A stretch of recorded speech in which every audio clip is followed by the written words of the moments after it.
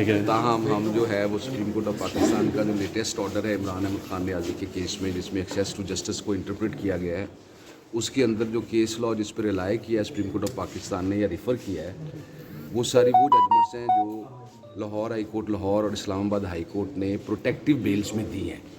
तो supreme court of Pakistan की latest pronouncement जो है इमरान अहमद खान नियाज़ी के केस में, उसका रेशो हमारे केस पे अप्लाई होता है। He himself is coming back to Pakistan. आप सबको याद होगा कि वो मुल्क से बाहर थे जब उनके ख़िलाफ़ ये तीनों एहतसाब रेफरेंसेस फ़ाइल हुए थे। वो बग़ैर किसी कोर्सी मेजर्स के ख़ुद पाकिस्तान आए थे, सारे ट्रायल को उन्होंने फ़ेस किया था। उसके बाद आपको याद होगा कि वो मुल्क से बाहर थे जब केस में फ़ाइनल जजमेंट के लिए डेट डली, उन्होंने ख़ुद एप्लीकेशन फ़ाइल की कि आप जो है वो इस अनाउंसमेंट ऑफ जजमेंट को 1 वीक के लिए डिफ़र कर दें ताकि मेरी प्रेजेंस में जजमेंट अनाउंस हो। वो एप्लीकेशन खारिज कर दी गई थी। उनकी अदम मौजूदगी में सेंटेंस और कन्विक्शन की जजमेंट आ गई। उन्हें पता था कि पाकिस्तान में लैंड करते ही उनको गिरफ़्तार कर लिया जाएगा। आप सबके सामने किया, जेल गए बेटी के साथ, वहाँ से उन्होंने अपील्स फाइल की। और इस केस का जो डिस्टिंग्विशिंग फ़ीचर है वो ये है, आप सब जानते हैं कि जब वो पाकिस्तान से बाहर गए हैं तो किसी बेल में उनको बेल रिक्वायर्ड, सब केसेस में वो बेल पे थे, नंबर 1। और नंबर 2, वो एक अदालत के हुक्म और उनकी इजाज़त के साथ मुल्क से बाहर गए।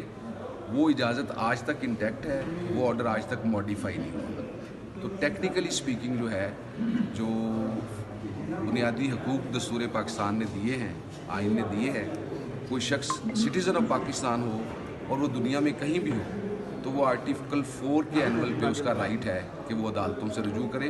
वो आ रहे हैं, ही वांट्स टू। मगर ये अमजद साहब, ये एतराज़ उठ रहा है कि इमरान खान की मिसाल आपने कोर्ट रूम के सामने रखी, लेकिन वो एक डिफरेंट केस नहीं था। उसमें इमरान खान को कोई जेल नहीं हुई थी। यहाँ पे नवाज शरीफ कैद से बाहर गए हैं और जब वापस आएंगे, और उससे पहले उनको इश्तिहारी भी करार दिया इस अदालत ने। तो ये मुख्तलिफ सिनारियो नहीं है। देखिए, मैंने अपनी इस पिटीशन के साथ, अगर आप दोस्तों ने पढ़ी हो, और अभी आपके सामने कोर्ट के सामने सुप्रीम कोर्ट ऑफ पाकिस्तान की जजमेंट पेश की जिसमें कि एब्सकॉन्डर को ही प्रोटेक्शन दी गई, नंबर 1। नंबर 2 पे अदालत आलिया इस्लामाबाद के 3 फैसले मैंने अपनी पिटीशन के साथ लगाए हैं। उनके साथ पिटीशन की भी कॉपीज़ लगाई हैं जिनके अंदर ये लिखा हुआ है कि जो साइल थे, प्रोटेक्टिव बेल लेने आए थे, वो मुख्तलिफ केसेस में एब्सकॉन्डर्स थे।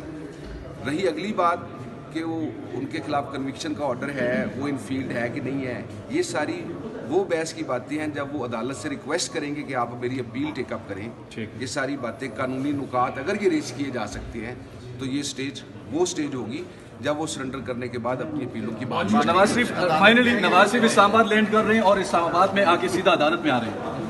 जी, लैंड कर रहे हैं इस्लामाबाद में और अदालत में पेश हो रहे हैं। अदालत हुक्म कर रही है तो पेश हो रहे हैं। आज़म नज़ीर तारड़ साहब क्या कहेंगे? आपके लीडर वापस आ रहे हैं। बहुत तफसील से अब्दुल परवेज़ साहब ने बात कर दी है। मेरे ख्याल में मामला